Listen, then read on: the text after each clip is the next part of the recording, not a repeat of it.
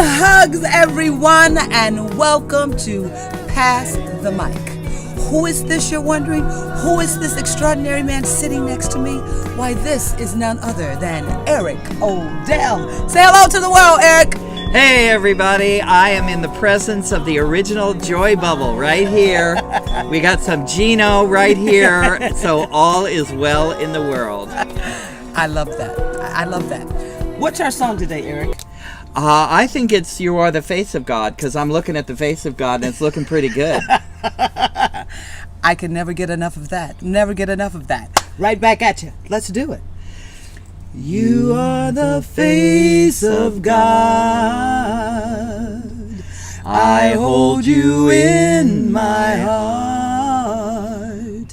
You are a part of me. You are the face of God. Oh, God is looking so good. That was sweet. That's the song for the week, to remember the greatness that you are, and that, yes, you are you. You, and you, and you, and you. Yeah, and you too. You are the face of God. So I'm here in beautiful Seattle. I know, I said beautiful Seattle. The sun is shining. The sun is shining. Eric has on shorts. I'm actually overdressed. That's our little secret. Eric, you have done just like from A to Z in your life.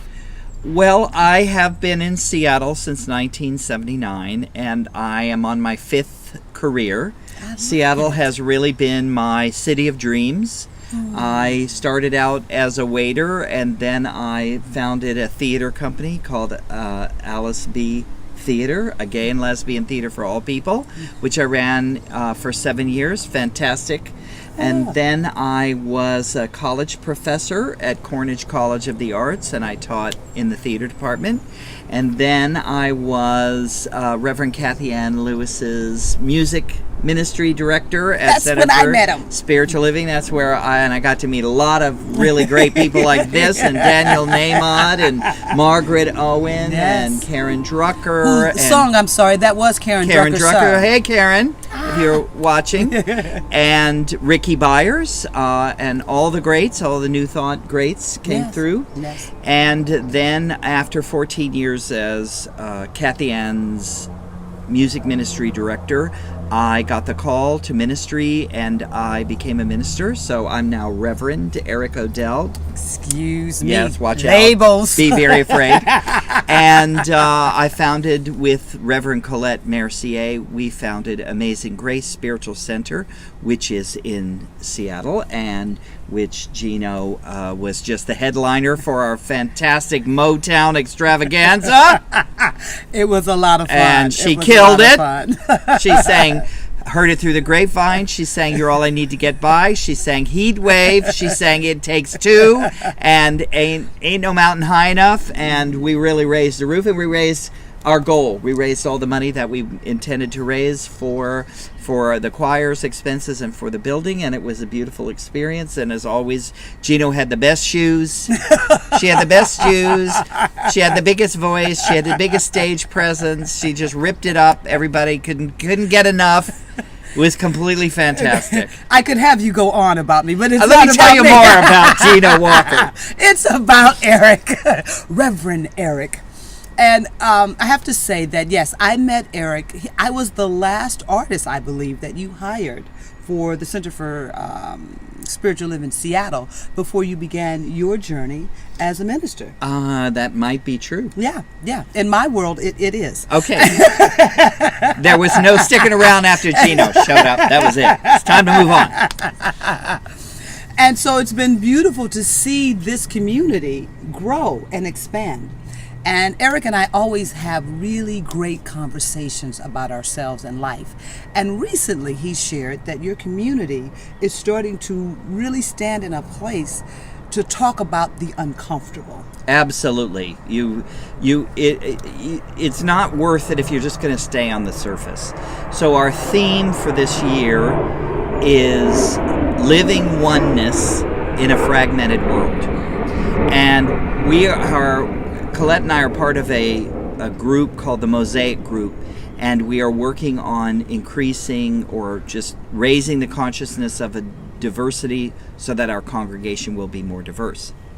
And that means having a lot of uncomfortable conversations about gender, uncomfortable conversations about race, uncomfortable conversations about age, and all the other issues. It's so easy in spiritual community to just stay on the surface and say, God is good, God is great, all is well, you can have everything you want, and not really look at who's in the room, who's here, what's our conversation like, are we the community that we truly want to be, are we standing on principle and applying that principle to the. I think that's so important to challenge your community, spiritual, religious, political, to understand that we are all in this thing together, but we do see it differently. Well, there's always the problem that you come together because you're like-minded to a certain degree, and then you're like-minded to a certain degree. You come from the same backgrounds, you have the same shortcuts, the same values, the same history or similar history, and then you have a closed circle of people who think alike and see things alike. And that's magnified in the country at large. That's why we have so much division. We have red and blue states who are increasingly separate and don't even know how to talk to each other, don't know how to respect each other, yes, don't know how to still see each other as citizens of the same country. And this plays out, church is the most segregated place in American society, typically. Wow, you know what? As I hear that, and yeah, it is. It's and really by the divided. way, New Thought isn't just for white people. What do you mean? You let black people in there? Oh, I'm sorry. Well, people of color. Principle is principle. And of course, there are great New Thought teachers and ministers who are people of color. And there are black congregations. There's a network of black congregations. Here's the original Joy Bubble right here. And yet, by the same token, New Thought, if it is really living up to its principles, where all is one and all are one, ideally, it is strongest when all kinds of people are gathering together. So we are looking, we are having those conversations. We've shown this movie, Mirrors of Privilege. One thing that's really exciting to me about the place that we're at in terms of the struggle over race and America's history with its treatment of African Americans. Black people. Is, in other words. Black people. In other words. Hispanic people. A place that we are at is that this idea that it's for white people to talk to white people. It's for white people to look together at our privilege and to challenge ourselves about our unconscious bias. It's not just to be at the insistence of people of color to call white people on how things have been and how they are, but for white people to educate themselves, to have the conversations with themselves. The liberation has to be universal, has to be amongst all the folks. And that doesn't mean that, black people don't have a say. It's a little sticky in here. But it is. But it's important. And It is. And I also think about, I talk about this with my congregation a lot. When, for instance, the truth about pedophile priests in the Catholic Church came out, Okay. and people got very discouraged. They got very depressed and discouraged. And the fact is that God only works in the truth. And when the truth comes out, hallelujah, it's uncomfortable, it's ugly, things need to change, and they can only change when the truth comes out. There are all kinds of jokes for centuries Yes. about the altar boy and the priest having sex, and it was kind of an open secret that everybody was having blinders on about. Well, now it's out, and it has to be dealt with. Me Too movement, same thing. Yes. Black Lives Movement, Black Lives Matter concept, same thing. These are uncomfortable facts and realities. These are stories that must be told. They must be heard. They must be respected. And God only works in the truth. And when the truth comes out, you have the possibility of healing. And now I agree with that, but I also understand that my truth is going to be different from your truth and from your truth. And I think that's the bridge, that when you have people that are willing to come together to go, okay, I'm willing to put out my little secrets of thoughts that I have about different nationalities, because we all have them. You know, we all have these things. Either, you know, I shared with Eric that I was told stories about cats when I was little, that cats smothered babies, that they weren't good little animals. Cat lovers with picket signs are gathering around Gino right now. And it was just my family, somewhere along the line, someone had an experience. That experience became truth for them, whether it was theirs or someone that told them, and then they shared it with me. And as a kid, I took it on. And it wasn't until later that I realized, like, cats are cool, baby. I don't know any cats smothering babies. Well, that's one thing I love about New Thought. I experience New Thought as a spiritual path that is the opposite of superstition. We don't stand on cultural traditions. We stand on principle, and we are scientists of the spirit. We don't tell you what to think. We say, here are some truths, here's a philosophy, here's some ideas, here's some pathways. Test and prove them in the stuff of your own life, and not just because somebody's standing up there saying this is what's so. It's really the opposite of a cult. We don't just hand you your prairie dress and say, wear this. You know, it's like, come as you are. Here's what we're up to. Here's what we teach. Here's what we're practicing. Here's what we're proving. Test and prove it for yourself. And hopefully that same philosophy can apply to the differences between human beings that have caused us so much heartache, so much suffering, so many problems. Yes. Yes. I was going to say something about Kanye West. Let him check into the show. Come on, Kanye. And I just, you know, the controversy that's come out about his comments about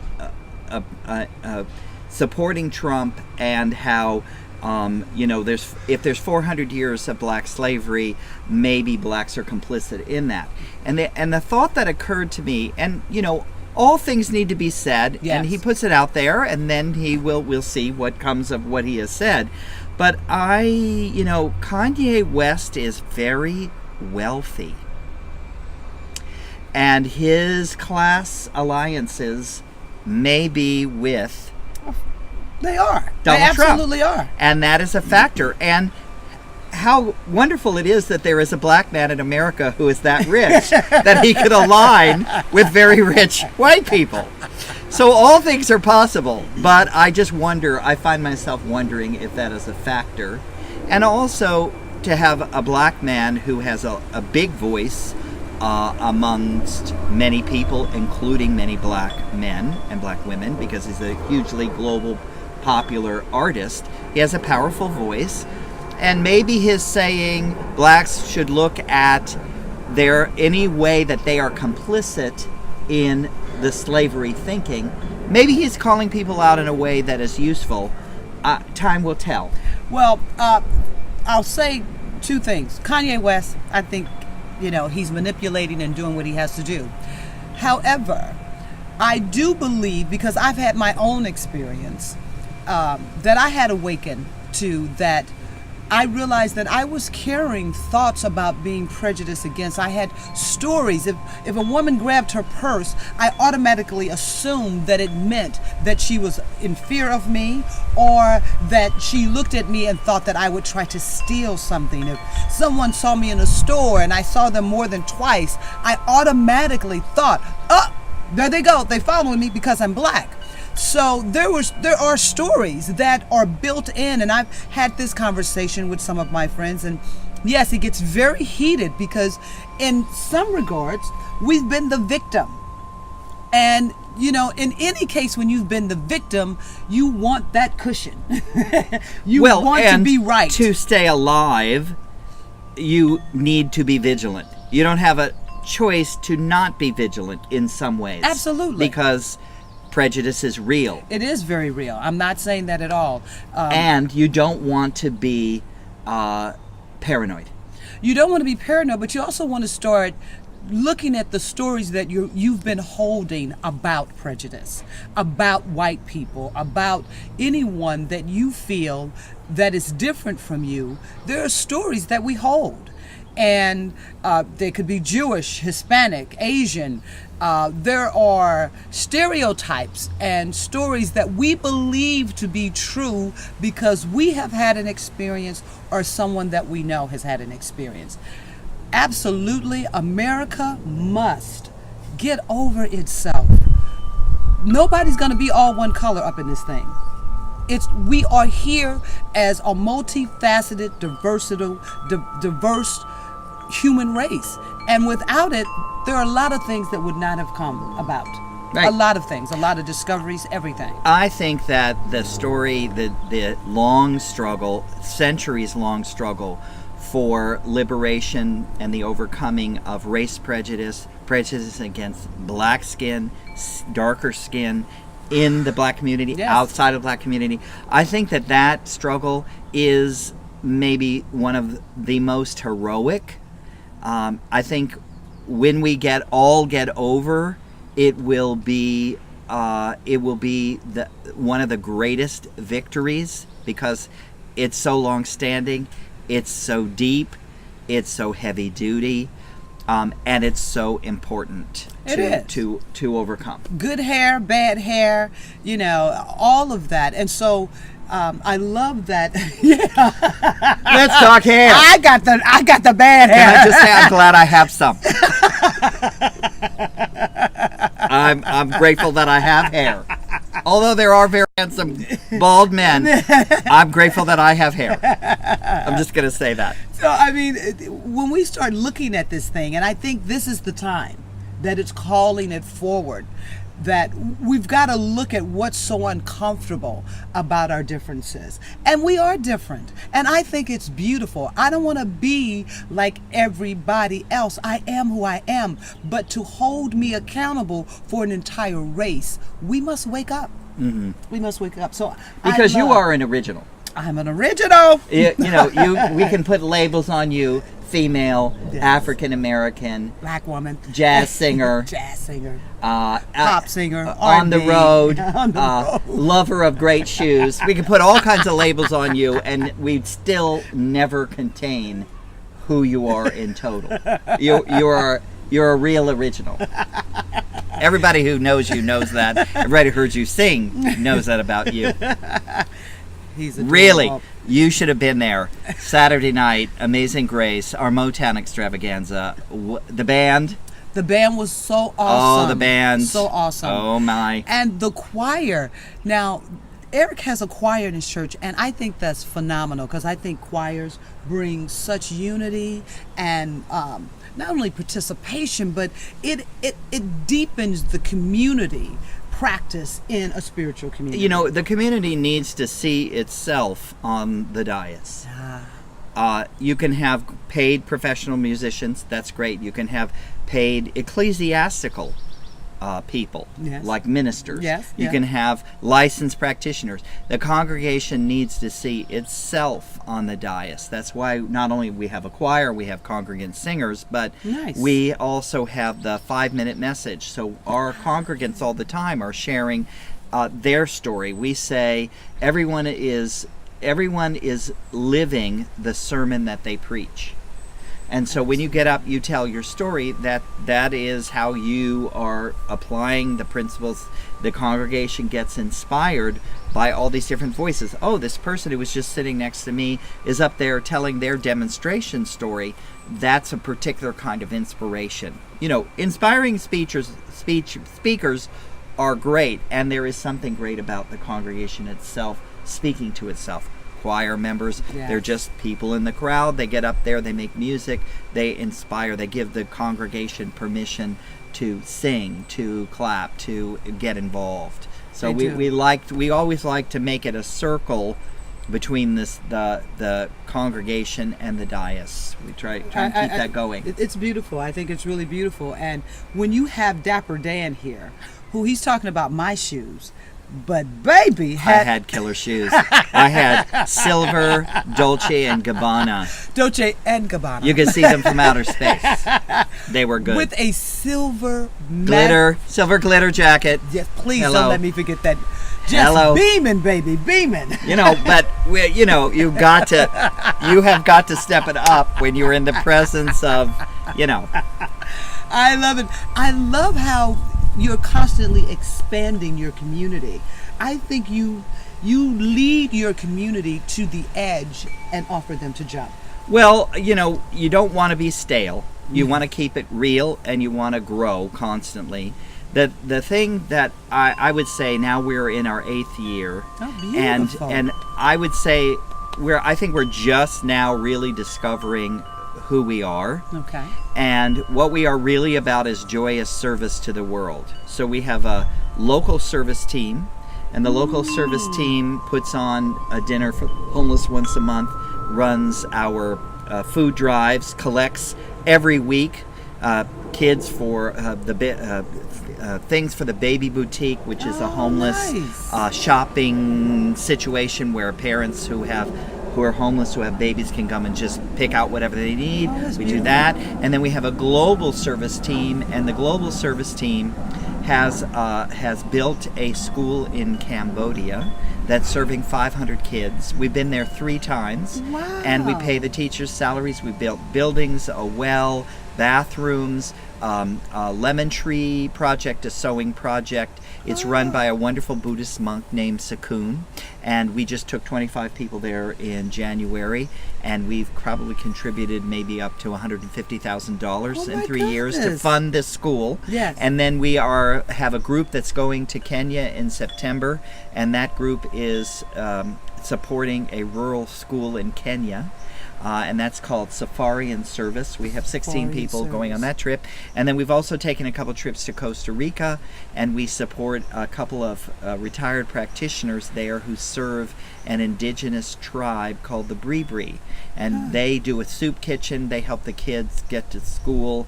And then we've also funded a project in the Bribri tribal area. They burn their garbage, and it's spoiling the land where they are.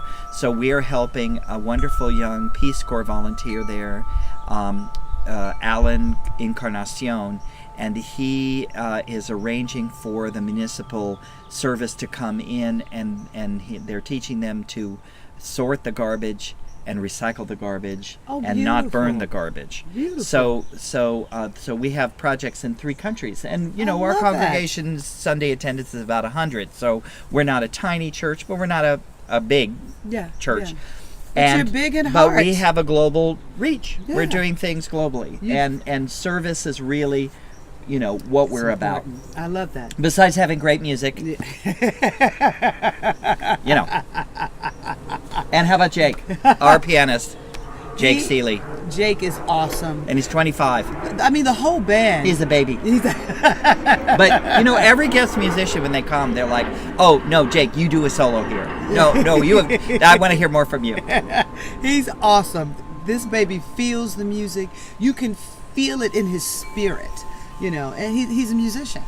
He's a musician, and he just gives, and he loves playing with people. He loves playing for singers. I love a musician like that. No attitude. Oh my goodness! No attitude. It just it's wraps incredible. you. It is, and and you can tell right away. Right away, he's just there. He's like, I'm here to make it sound right. Yeah. What do we have to do to make that happen? That's right. And it's beautiful when you work with people like that.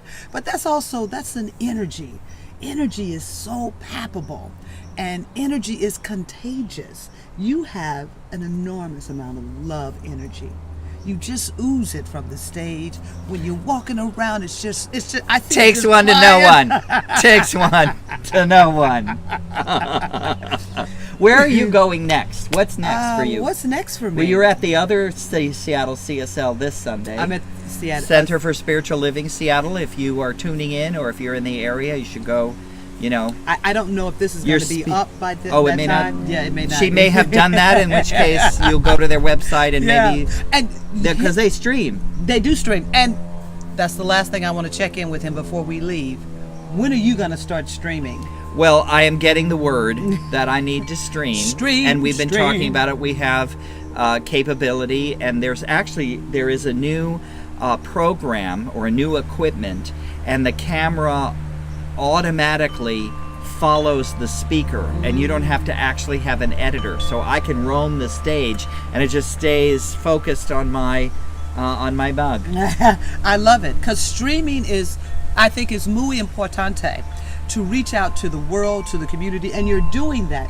But streaming allows you to reach the people that don't want to get out of their bed on Sunday morning, but they want the word, and they want to be filled up, and they want to know that they can go to a place when you have classes. You know, it just opens a whole new can. You start streaming your classes.